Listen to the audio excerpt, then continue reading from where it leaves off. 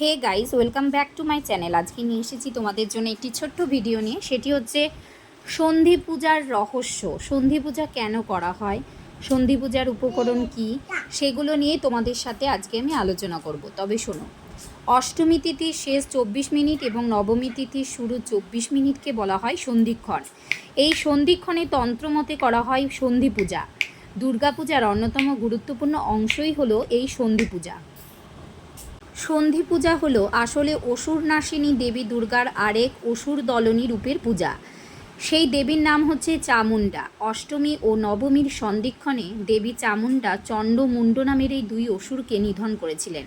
তাই অষ্টমী ও নবমীর সন্ধিক্ষণে দেবী চামুণ্ডার পূজা করা হয়। সন্ধি পূজার সময় মায়ের পায়ে নিবেদিত হয় 108টি লাল পদ্ম। এই 108টি লাল পদ্মের পেছনেও আছে দুটি পৌরাণিক কাহিনী।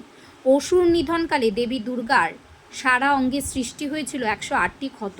ক্ষতগুলোর অসহনীয় জ্বালা জুড়ানোর জন্য দেবাদিদেব মহাদেব মা দুর্গাকে দেবীদহে স্নান করার পরামর্শ দিয়েছিলেন।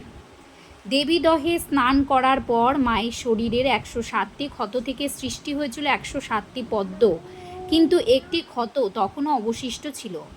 দেবী দুর্গাকে 108তম ক্ষতের জ্বালায় কষ্ট পেতে দেখে মহাদেবের চোখ থেকে নির্গত হয়েছিল এক ফোঁটা জল।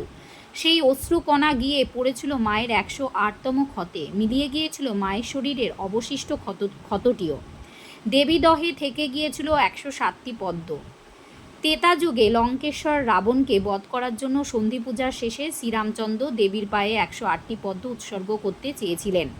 তাই ভক্ত হনুমানকে পাঠিয়েছিলেন দেবীদহে, কিন্তু দেবীদহ থেকে 107টি পদ্ম নিয়ে ফিরেছিলেন পবনপুত্র, কারণ দেবীদহে আর পদ্ম ছিল না। সুতরাং মায়ের পায়ে দেওয়ার জন্য একটি পদ্ম কম পড়েছিল। সন্ধিক্ষণ চলে যাওয়ার উপক্রম হলে শ্রীরামচন্দ্র ধনুর্বাণ দিয়ে নিজের নীল পদ্মের ন্যায় চক্ষু দুটির মধ্যে একটি উৎপাটন করে মায়ের পায়ে অর্পণ করতে চেয়েছিলেন 108তম পদ্ম হিসেবে। চক্ষু উৎপাটনের মুহূর্তে অবতীর্ণ হয়েছিলেন দেবী দুর্গা। মায়ের বরে বলিয়ান শ্রী রামচন্দ্র এই অষ্টমী ও নবমীর সন্ধিক্ষণেই রাবণকে বধ করেছিলেন। এবার তোমাদের যেটা বলবো সেটা হচ্ছে সন্ধি পূজার জন্য কোন কোন ধরনের উপকরণ প্রয়োজন হয়ে থাকে।